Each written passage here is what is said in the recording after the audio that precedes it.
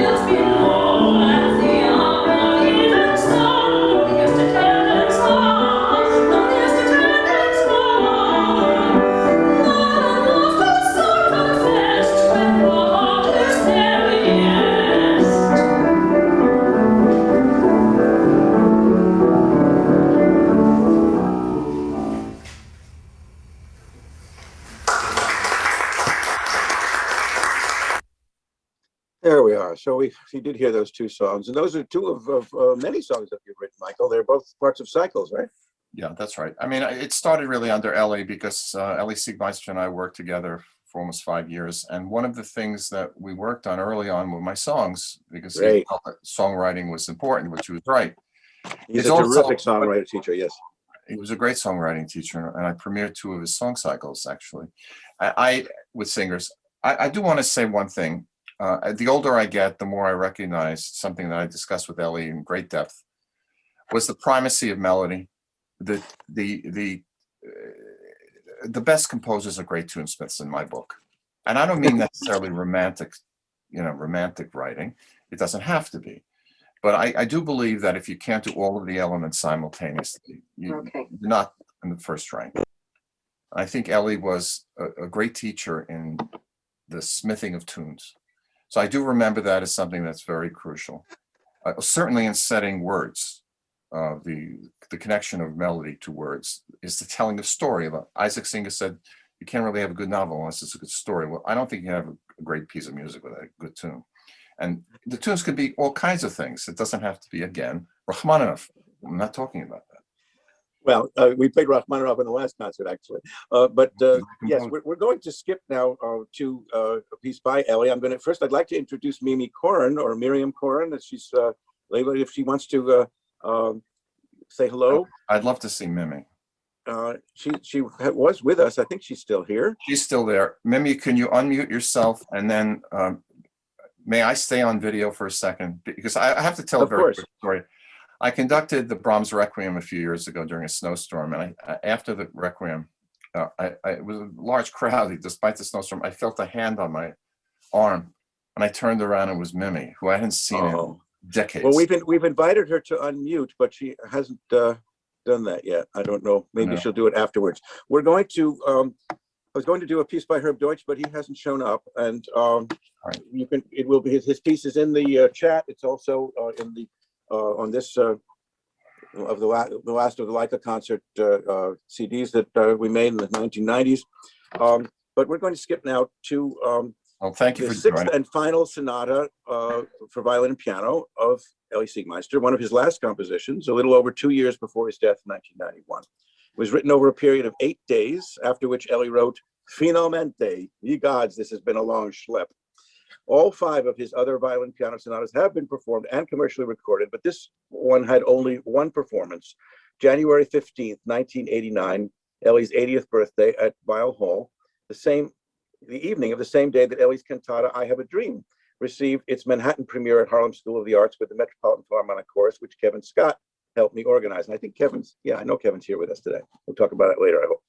Although the sonata was nominated for a Pulitzer Prize, only a private recording was made, which is not available to the public. So we decided we had to do it. It's in 3 movements: slow flowing, easy blues, and fast driving. We're only going to have time for the second of the 2 movements we recorded, but both will be in the playlist.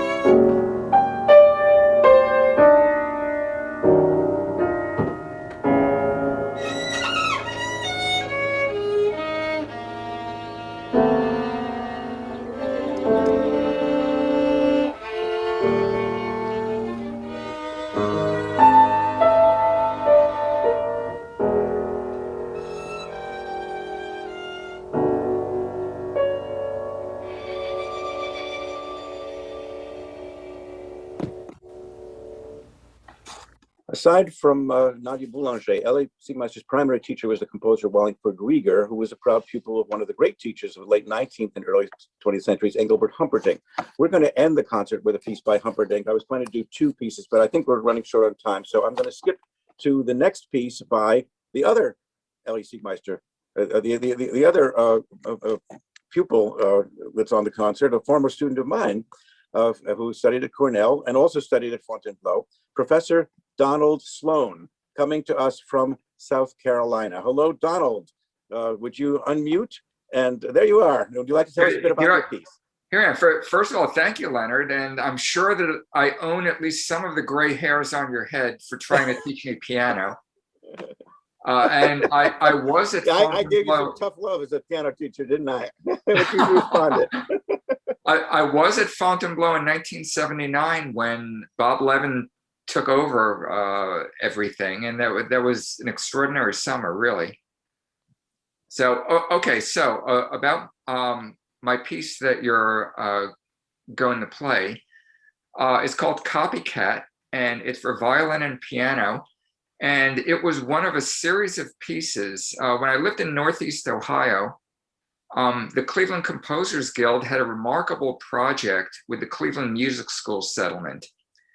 And the settlement students, who were anywhere from 8 to 18, would volunteer to play a piece by a live composer that they, sight unseen.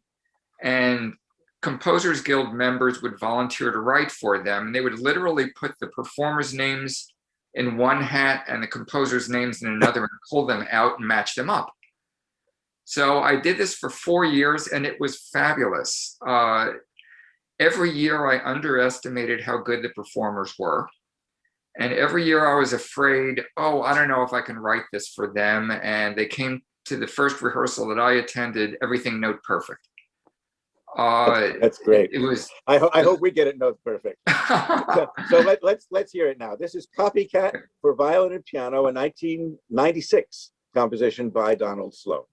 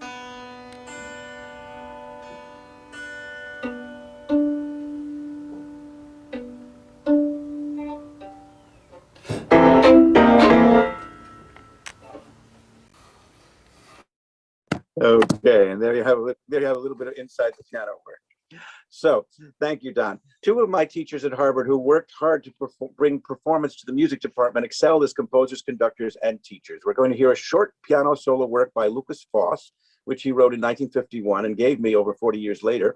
We'll hear my performance of it on my 50th birthday concert 22 years ago, and then we'll hear a much longer piece for violin and piano written in 1952 by Leon Kirshner, which I've been wanting to play since I programmed it on his 50th birthday concert at WHRB in 1969, the Sonato Concertante, in 3 continuous sections, after which we'll say hello to Leon's daughter, Lisa.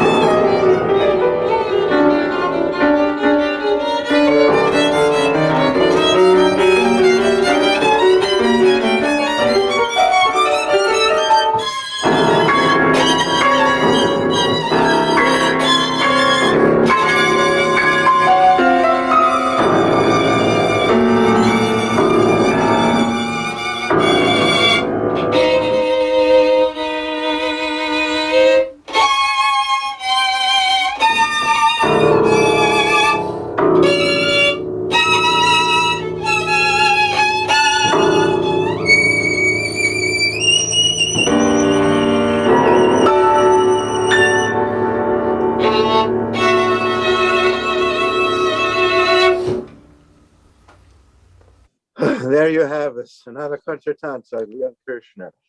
Lisa, hello. I can see you now.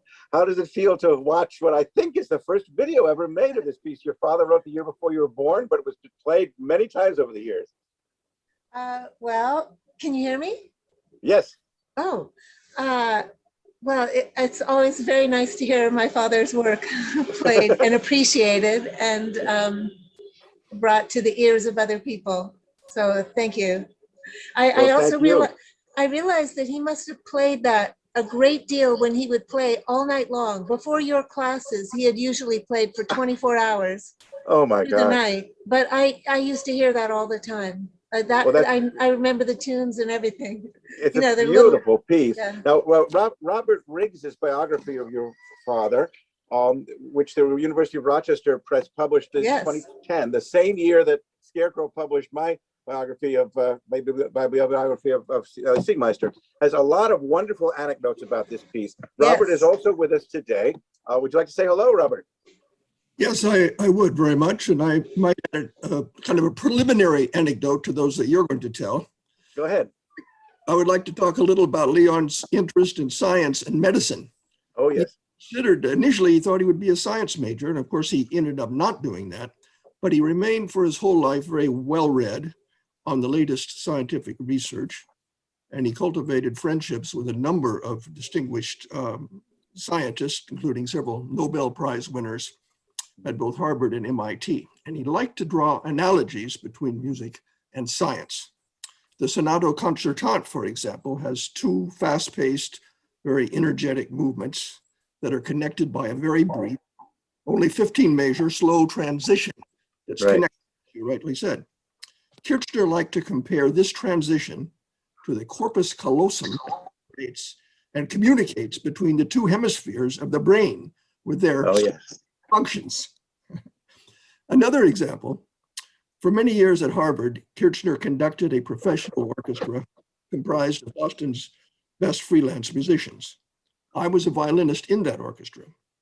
At a rehearsal in Sanders Theater in 1984 of Beethoven's Fourth Piano Concerto, with Peter Serkin as soloist, I remember Kirchner halting the proceedings to explain that one of the striking modulations had the effect of the tectonic plates moving in the Earth's crust. Oh. And that we should do something with the expression to make that felt. That's wonderful. No, there's one other scientific anecdote that I wasn't going to tell, but I remember you and I talked about it. It's in your book. Apparently, he was actually in a laboratory in pre-med, and he decided he needed to have some fresh air, and he opened the door and he heard the music being played by Earl Kim, who was also only 19 or 20 at the time. And what was it? It was the Grieg Piano Concerto. I think that's a riot. That's the piece that made him decide in a way to leave science and go to music. Now, I want to read some of the anecdotes from your book, and then I'm going to ask Dan Hyman to read some. First, you mentioned that Jamie Laredo reported hearing a conversation in the audience at the Marlborough Music Festival after performance of this work. And he heard the audience members saying, "Did all the notes come out of his head?" Well, then I guess it must have felt awfully good to get rid of them. Other more educated reactions included those of Roger Sessions, who liked the first section best, Igor Stravinsky, who preferred the last section, Dmitry Shostakovich, from whom only the opening section was played at first and insisted on hearing the piece to the end, and Aaron Copland, who warned against the overuse of what I might call the Verdian aesthetic. But my favorite take on the piece was a letter from the violinist Alexander Schneider, who started the Al Ben-Ari trio with Benar Heifetz and Erich Itor Kahn, Al Ben-Ari, the inspiration for our Dakuli trio, Dan Hyman, Kurt Benke, and Leonard Lehrman, and also inspired the founding of the Guarneri Quartet, with whom I studied chamber music in 1965. I've invited Dan Hyman to read it for us, please. Schneider wrote Kirchner in 1959. I will just have to take a chance on playing the concertante with you, but of course, expect lots of wrong notes from you. Of course, I don't know any composer who will notice anything, including yourself. I shall follow your suggestion to forget about the fingerings and work hard on the score. Of course, I haven't the slightest idea how to read a score. I'm just a violinist. I can only read my part and I cannot count. but since I expect you to beat the time with your foot on the right pedal, this might help. You certainly don't expect me to learn at my age how to stretch my fingers to the 34th position. Don't forget I'm on 23rd Street. It's quite a long way to 34th Street. It is not in Brooklyn. I live in Manhattan. All right, so Dan, come back on the screen so we can see you. You just moved into your apartment, your new apartment in Brooklyn. Isn't that true? You want to comment That's on that? correct. So, but Leon Krishna was actually fortunate- born in Brooklyn. I think he was he left for California when he was 6. Is that right? Okay. Well, we have time for just one little quasi encore. One more. It's a piece by Engelbert Humperdinck, and it's a U.S. premiere. It's called Albumblatt for violin and piano, written in 1910.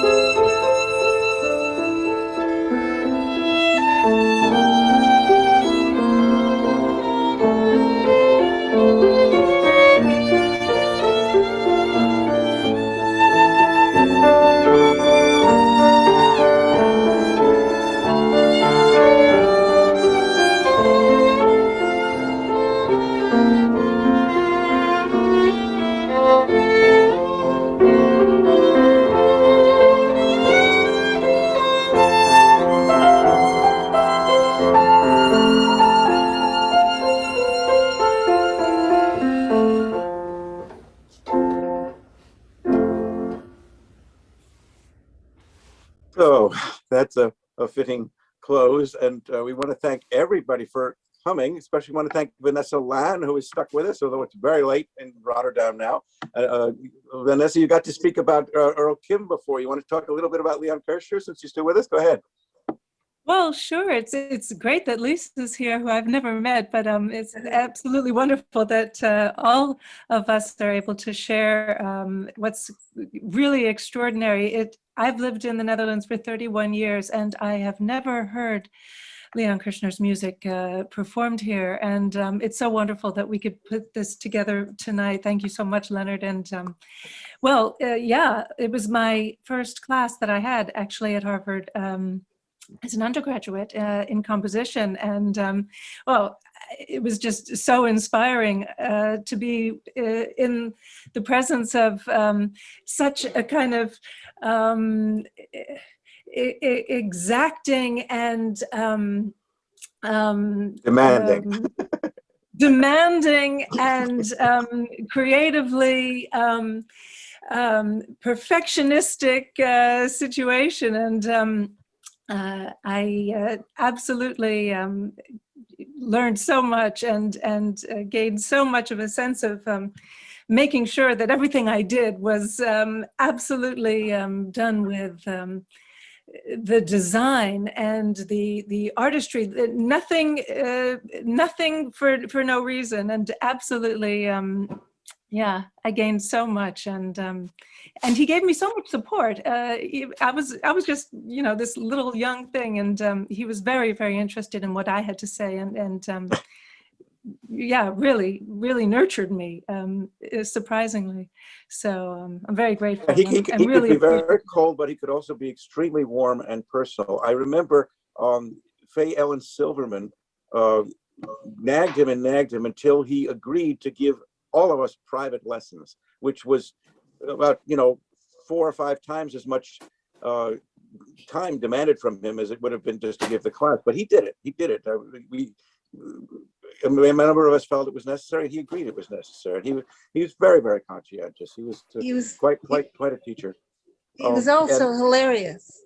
Yeah. Oh, he One weekend, I thought, if he says one more thing, I'm going to have to go to the hospital because I thought my ribs were going to break. It had gone on nonstop for the entire weekend. Oh, It's dear. wonderful. Yeah. Well, so Leonard, we, I have a piece of history for you. Did Yes. you do your concert when you had the premiere of your concert in the class? Oh, was that in May? And was John Adams, Joel Kabakoff, were John Adams, Joel Kabakoff, Alan Shawn, and Michael Reisman on that concert yes, Michael of your Reisman, piece? I remember that Michael Reisman was, and so, Can you- oh my can you goodness, see this? that's a poster from it, isn't it? Michael Reisman and Alan Shawn, I've kept in touch with. John Adams was just, yeah, he was, but Jack Barons, yeah, John Adams was just starting out as a graduate student. You know, he was a clarinetist and a conductor before he became or decided to become a composer. And he was kind of a novice compared to most of us who were veterans at that point. But his reputation really soared. Your father invited him to Marlborough. He also invited Philip Aber to Marlborough. I never knew that until Philip told me that earlier in this program he was on before we started. So yeah, your father could be very, very helpful. And I believe that my piece actually opened the program, that trio. And I have a recording of it on reel-to-reel tape that was made by WHRB and broadcast. I don't remember if we broadcast the whole concert. We should have, but it could be and should be digitized at some point. Juanita Smith is here. Thank you so much for coming to all of our concerts. This is our benefactor, our patron, who sent us a contribution that we didn't ask for, but she sent it anyway, and it was so sweet. Juanita is the widow of a great composer named Hale Smith, one of the great African-American composers and one of the great Long Island composers who was with us and whose music we were very pleased to play back in February. We want to say hello to Carol Skinner and Blanche Abram. Carol Skinner was the singer of many of my operas at Cornell, and she's now in her 90s. And I've promised her that I'm going to subtitle, just as all the pieces on this concert and all our concerts have been subtitled. We got the program to do that. It's very time consuming, but we did it. And hi, Carol. And the opera that she played the major role in, Sima, is my next project to subtitle. I promised that I'm going to get that done. Hello, Bill. Bill Cowdery, yeah, we said hello to. Who else? Joe Mandelbaum is with us. Blanche Abram. Blanche Abram is a marvelous pianist who is now out on the West Coast. She retired from Hofstra, but she played a lot of Elie Siegmeister's music, and is an inspiration to many of us. And Joel Mandelbaum, of course, is a tremendous inspiration, as well as a patron of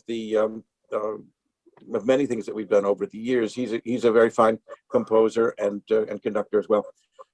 Have I missed anybody? I have to look in the participants list because you're not all appearing on my screen. Oh, Glenn Boisseau Becker is with us. He was a critic in Ithaca who liked the opera that I did with Carol Sima so much that I invited him to co-direct it when we staged it, and he's credited in the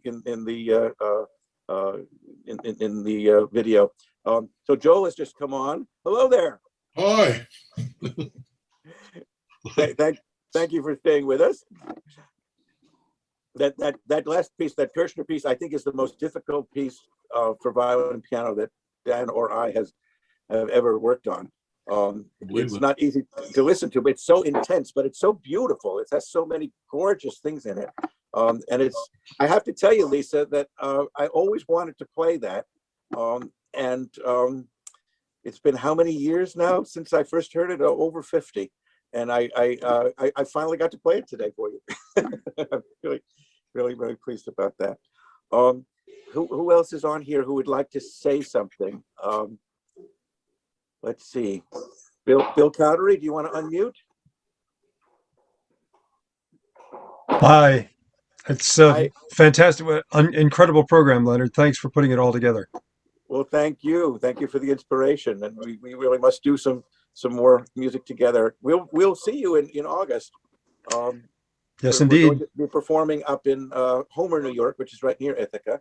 And Carol, I think you're going to be in Maine though, then, right? I am, yes. Yeah. Yeah. But we're planning to see Bill. We're doing a couple performances at the Homer Center for the Arts. And I'm hoping that I'll get some time to and you'll have some time, Bill, that maybe we can play some four hands again. Sure. Bill and I go back to 1972 when he played, we played the Candido Overture as a duet, and he played the piano and I played Pangloss in a production at Risley College. That Alex was a Milburn is with us from Melbourne, Australia. Alex, would you like to unmute? I can see you. Are you there? Oh. There you are. Greetings. In that I am gorgeous here. library. I've been in and I've been out, but I've caught a fair bit of the concert, so thank you. Enjoyed Thanks it. for coming again, and we're going to have you on in the fall when we do the piece that you and I collaborated on 2 years ago, the last word, which will not be the last word, I promise. I look forward to that. There's somebody here who's trying to connect to audio. It says F6MC80YOMF3, and I have no idea who that is. And then there's Irving Singer, who is connecting to audio. I don't know that either. But Blanche Abram, would you like to say hello? Or maybe she's gone out of the room. Let's see. Is there anybody else that we want to say hello to before we have to say goodbye? Let's see. Okay. Well, I'm going to invite. Well, Ralph Locke was on with us before. He was the editor of that series of the book that Robert Riggs wrote about Leon Kirshner. I was just going to ask if he'd be on. What?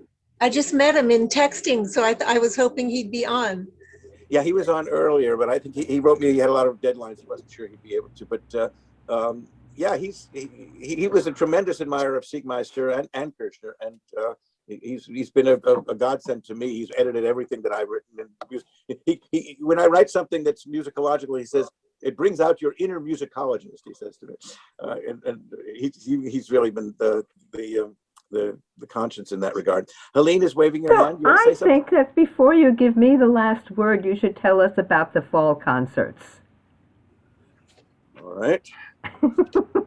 Yes, you're right. Okay. On September 21st, we'll feature Romania, Romance, and Humor with guest Liana Taubert from Bucharest and music by Bartok, Beethoven, Enescu, Ives, Schumann, and Thompson, along with my 12 Jewish haiku. On October 8th, it'll be Russia with music by Prokofiev, Scriabin, performed at the Scriabin Museum, Shostakovich, Slonimsky, Tchaikovsky, and Cherepnin. November 9th, Autumn, will feature guests Joel Mandelbaum and Alex Skovron, along with Mozart, Schubert, and Brahms. And December 7th, Winter, Must the Winter Come So Soon? We will open with that beautiful piece from Barber's Vanessa, and also have Brahms, Mozart, and Handel. And we may have some other pieces too as surprises. These concerts tend to grow as we develop, don't they? Okay. So, Helene, would you like to have the last word? Oh, Donald Sloan, thanks for a wonderful performance. Well, thank you, Don. Thanks for being part of this again. Stay in touch. Yes, thank you so much for coming, and we hope you'll have a good summer, and we will see you in the fall. Yes, September 21st, first day of fall. Take care, everybody. Thanks again. Bye. Good night. Bye.